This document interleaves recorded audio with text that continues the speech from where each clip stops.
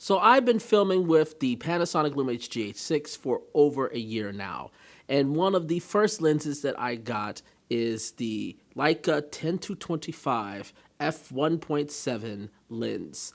And I will say today, this is my review of this lens. And if you are someone who is either looking at getting a GH5 or you own a GH5 or even some of the earlier Micro Four Thirds cameras, this is a camera, if you are a video shooter, you should absolutely have in your bag. Today I'm going to be talking about some of the things that I really enjoy about this lens, what I wish was with this lens, and also why I still say this is probably one of the best lenses of the Micro Four Thirds ecosystem.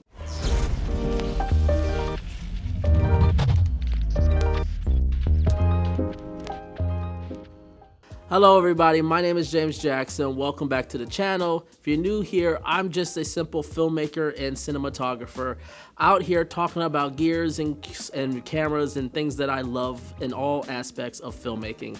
And I like just talking about it on YouTube. So if this is content that you do like, definitely make sure to hit that subscribe button and help me out with the algorithms and hit that like button. So today I am going to be talking about this guy. I have been filming with this guy with the Panasonic Lumix GH6 for over a year now. Well, actually probably just under a year. Actually, no, a year now. To the date, actually, because I actually got this lens immediately after coming back from my trip from Disney World, where I did take the Panasonic Lumix GH6, but this did not arrive yet. I was trying to have it then, and quite honestly, immediately upon getting it and been using it for over a year, I really wish I had this lens on my trip.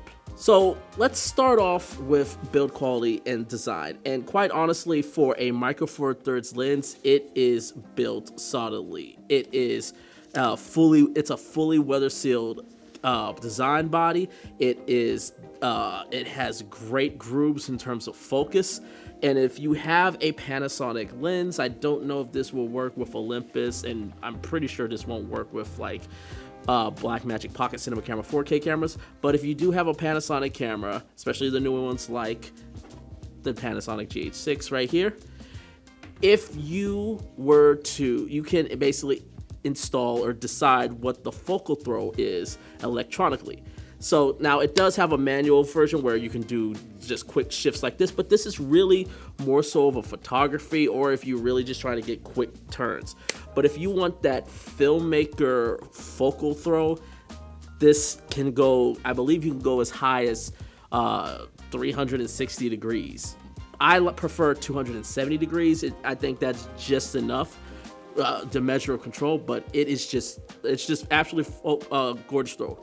The other thing about the body design that I like about this is the fact that if you were to get the sister lens, which is the 25-50 f1.8 lens, the grooves on the focus throw as well as the zoom are in the exact same spot. And if you are a filmmaker and you're a video shooter, consistency is one of the most critical aspects, in my personal opinion, in terms of deciding a lens. And the fact that you have consistency both in terms of the iris, the focal throw, the focal length, and the zoom, it's a big, huge thing. And again, just like this one with the 25-50, you can change the throw, so it's a little bit easier. However, it is still a focus by wire system, so you're probably going to get throw things off, so it's not the best in terms of putting something to like a follow focus system. The only other thing in terms of design is, unlike the 25-50, the zoom does shift in and out, as you can see right here, as you change the zoom range. So it may be a little bit, so if you have to change this, you may be having some issues in terms of balance, in terms of gimbals in those situations. But outside of that, build wise, it's great. It doesn't have image stabilization built into the lens, but with something like the GH6, whose IBIS is extremely well, probably the best, or arguably one of the best IBIS systems, stabilization is almost a non-factor, especially when you turn on the boost mode on the GH6. So absolutely love it. Now let's talk about image quality, and it is just a beauty to behold. It is tack sharp through the entire aperture range. It does start, in my opinion, to show signs of diffraction around the f8 mark, but 1.7 down to like 5.6, it's an absolute sweet and joy to work with. And what's cool is that the aperture is also clickless, so you can make your adjustments very smoothly without any issues. But you can also switch it over to A, which is the auto aperture, and you can basically now control it from the dial tone if you want more of those clickless parts. But the fact that it's clickless and I can make those changes on the go is really, really, really helpful, especially if I'm doing running gun shooting. And the image is just absolutely stunning. A lot of people say you can't get depth of field. You can actually do it, but it's really more if you're trying to do a bit more micro formats where you can get the lens very, very close. That's one of the best things about this lens, is that if it can actually focus really, really, really close up. So if you are on the 10mm aspect ratio, you can get some nice, good out of focus shots if you so choose to do so that way. The only thing is, especially if you're moving a lot, you can, especially, I mean, this is just wide angle lenses in general, you do get some sort of weird warping looks even with IBIS when you are shooting that wide. But I typically like shooting at 24 because that's around the 28 or 30mm range. That's personally, to me, sort of the wide angle lens portion I like to be at, but that's just me. And then of course the 50, or the 25, that gives you that 50mm focal length equivalence. It's just great. It's fantastic. I'm at that range quite a bit.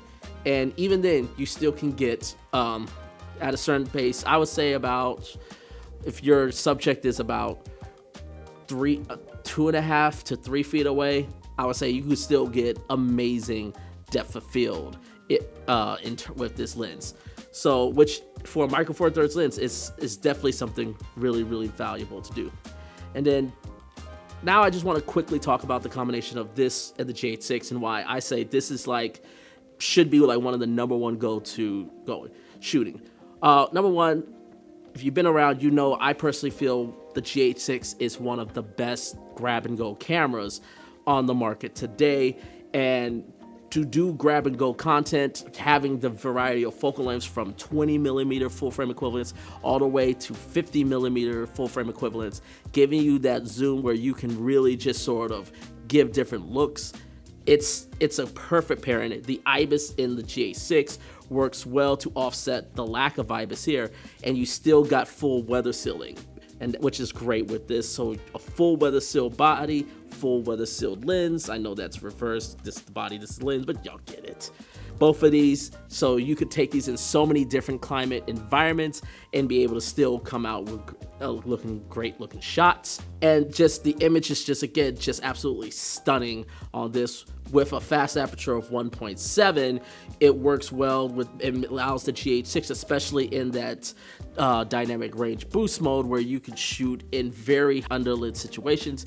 Again, it doesn't make the GH6 a low light monster, but it will give you decent low light performances that is usable in majority of lighting conditions. So a great lens to have.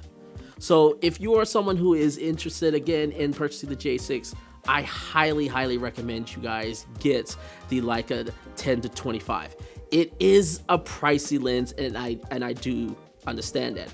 However, it is my personal belief that value comes at performance, and the performance of this lens really shows it. There's not a lot of, one of my biggest critiques of the Micro Four Thirds ecosystem is not necessarily the cameras, but it's the lenses. There isn't a real lot of lenses out there that really show and are unapologetically going for video format. This, along with its twin sister, the 25-50, is both Panasonic Lumix as well as Leica, showing that you can build glass that can be designed for video content that still has a photocentric aspect to it. I wish more, especially primes. I wish there were more primes, and even more so on the telephoto ends, that really go ham on this.